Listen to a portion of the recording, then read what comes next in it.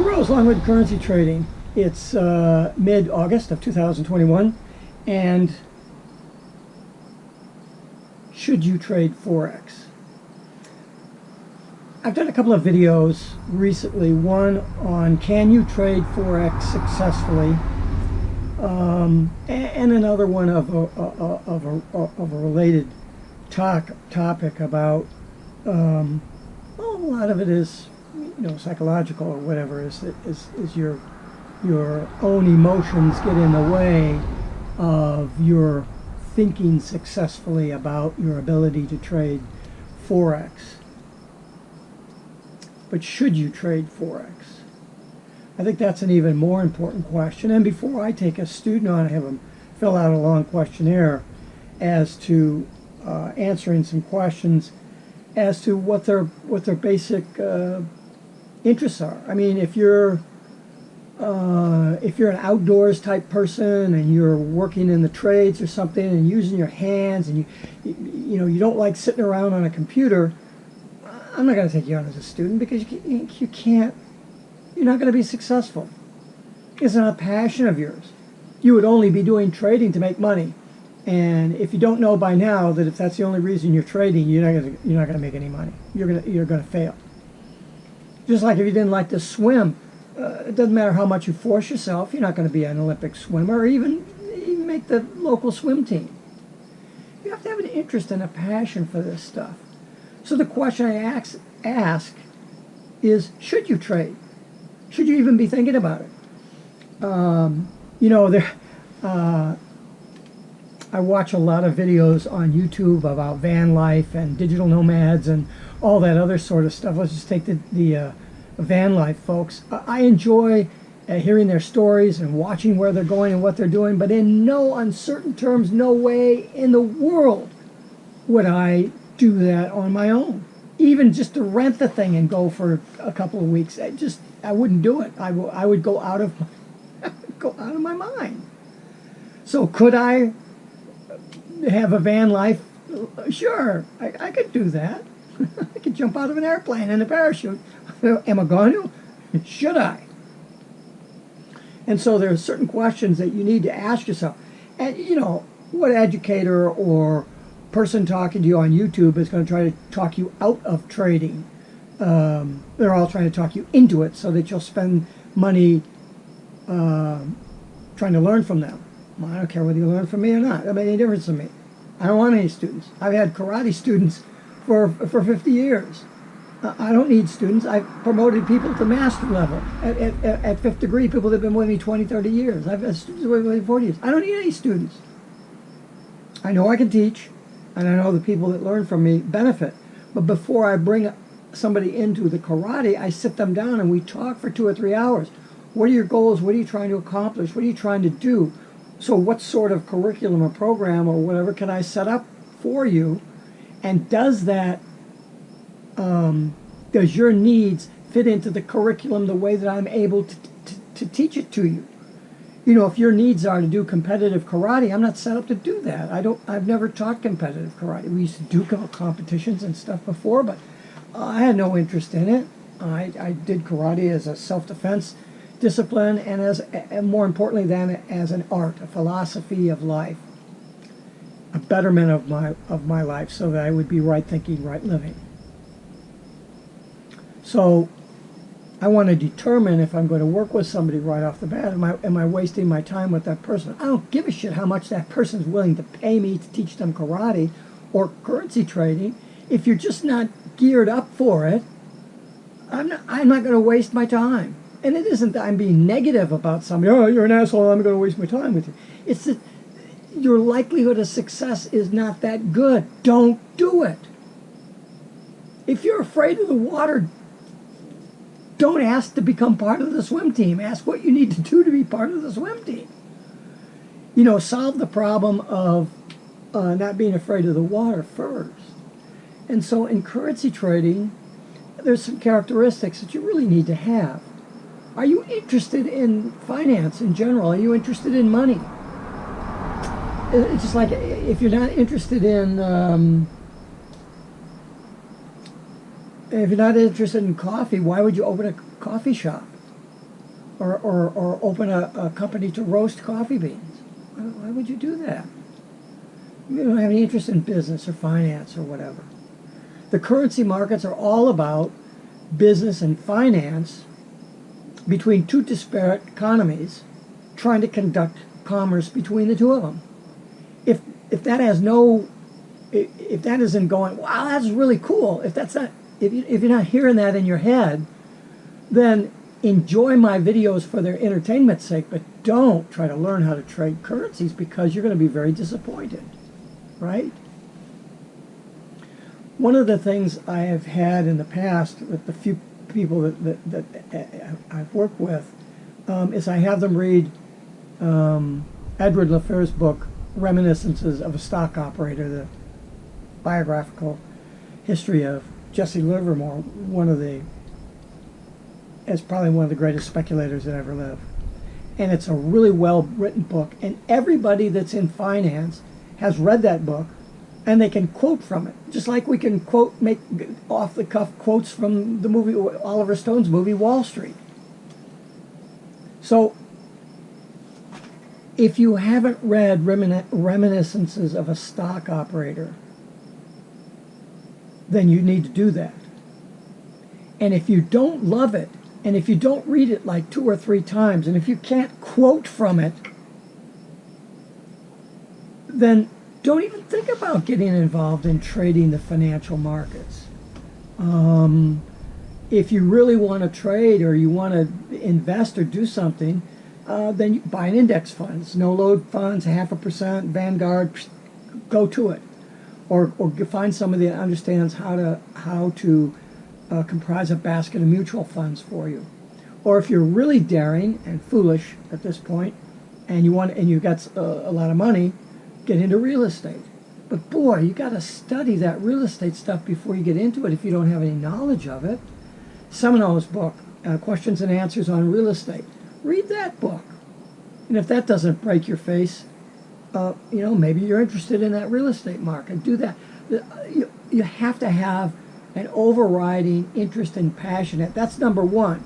If you read Reminiscences of a Stock Operator and you can't throw random quotes from it, or you watch Wall Street and don't love that movie and can't throw random quotes from it, you have no business getting involved in the financial markets. None. I don't care who you are or how smart you are, or I don't care. But I'm just telling you, you're not going to be successful. So don't send me an email and ask if I've got a course, because you're going to have to answer my questionnaire. And if you want to lie about it, I'll be happy to take your money, because I don't offer any refunds. So it's on you, not me. Having said all that, that's not very compassionate. I'm sorry, that comes out of 50 years in martial arts. Look, should you trade currencies? If you go to my website, longwoodcurrencytrading.com, on the currency trading page, there's a list of 7 reasons why I've chosen the currency markets as, to me, the best out of all the other financial markets that are out there. I chose currencies over commodities, for example, for one reason, was because in currencies you very rarely have a gap in price. In commodities, that can happen at any time. And not only is there a gap, but you can't trade after that. If there's a lock limit move and it creates a gap, all trading is frozen until the next day. And if the market can't open because there's all this adverse pressure, it's not going to open.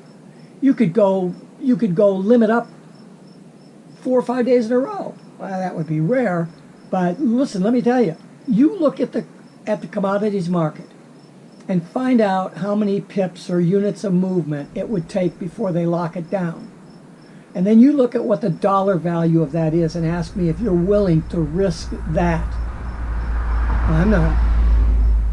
In currency, you may have a gap. You may. I've never seen a gap on a chart over 15 minutes.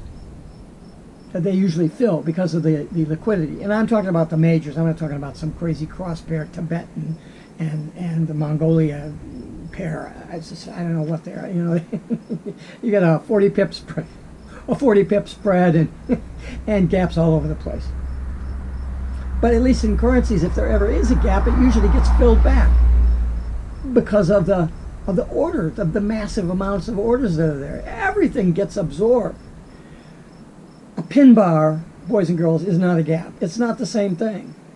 The pin bar is formed and it has to pick up all the orders that are along the way. So if you set your stop, you're almost guaranteed that that stop's going to get hit. Could there be some inordinate anomaly that causes your stop to get missed? Yes, that's a possibility. There's always risks involved. And that's why I'm a day trader. I'm going to set your stop at 8 pips like I do, or 10. And Jesus, I got a trade on right now. It's 20 pips out on me. And that's okay because I'm looking at a little bit longer term move rather than a shorter term move. You know, I just closed out a trade this morning. I was up, I don't know, $7,600 or something like that.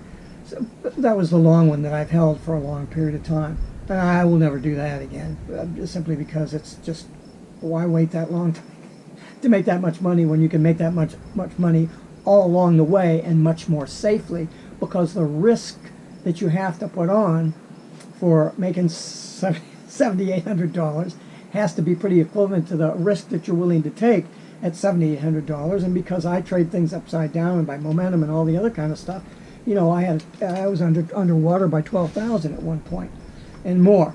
So that's why I think that the day trading is better. Now, you may listen to my videos and you may listen to other people that are day traders, and that just may make your anus swell right up. Well, look at what the long-term guys are saying. I don't think there's as much safety, particularly when you're learning, in the higher time frames as there is where you have more control over your risk down on the lower time frames. I really feel that. And because that's what I feel, that's what I do, and that's what I teach. And so that's another question. If you're going to learn from me anyway, if the thought of trading down on the lower time frame so that you can trade 3 or 4 times a day, 5 days a week, and get 15, 20, 30 trades in a week, 50 trades in a week, how long would it take you to get 20 trades in if you're trading off the daily chart? Could take you a year. Could take you 2 years. How are you going to learn from that? But that's my opinion. Okay? All the other people that are out there, except 2, I don't know, there's a very few number that are actually day traders and successful at it. The rest of them, if they're going to sell you a course or they're going to talk to you, they're talking about trading off the daily charts, or at least the 4-hour.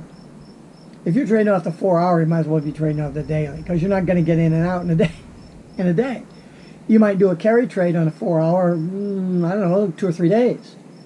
Trading the size that I trade, I was losing on the pair that I had on carry interest because I was short. I was losing $22 a day. That was just my carry interest on the trade. So you hold that trade for 100 days. I mean, $2,200 in carry interest. Well, come on, but those are all opinions. Those are all opinions. The longer-term traders can say, well, look, I don't mind losing $2,200 of carry interest because I'm shooting for a 300, 400 pip profit target. Great. Can't argue with that. The question is, do you have the grapes to hold on to that trade till it gets to 300 pips? You don't cut your winners short. And do you have the discipline to get out of the trade early? But if you get out of your trade early, then you can't set the 300 pip profit target. You got to give the trade room to breathe. So you have to be willing to take a 300 pip loss or a 150 pip loss. Are you willing to do that with a $10,000 bank that you have with a $5,000 mortgage margin? You get $5,000 of runway on that. if you have $10,000 to a full lot. 5,000. You're trading $10 a pip. I mean, how many times you're going to lose $1,500 if you take 150 pip risk on a one lot? That's $10 a pip. It's $1,500. Well, you're going to lose $3,000 in two losses, and you're going to lose $6,000 in four losses, and you've only got $5,000 of margin. So you're underwater, and you got to reload. You can't play it again. And what's the likelihood that if you really don't understand what you're doing, that you're going to hit those losses, and that you're going to hit the 6 losses in a row? Magic. You're out. You're out of the game. You work your whole life to save that $10,000, and then you're going to be out in four moves? Really? But that's my opinion. But I'll tell you what, it's based on mathematical facts, and it's based on just logically looking at the thing, not being this idiot out there that somehow figured out how to make the thing work for him, but he can't teach it to you. You have to make up your own mind, and the most important thing that you need to make up your own mind about is not only can you be a successful Forex trader, should you be a Forex trader? Think about it. Really, really think about it. Peter Rose, Longwood Currency Trading. Have a great day and have a great trading day.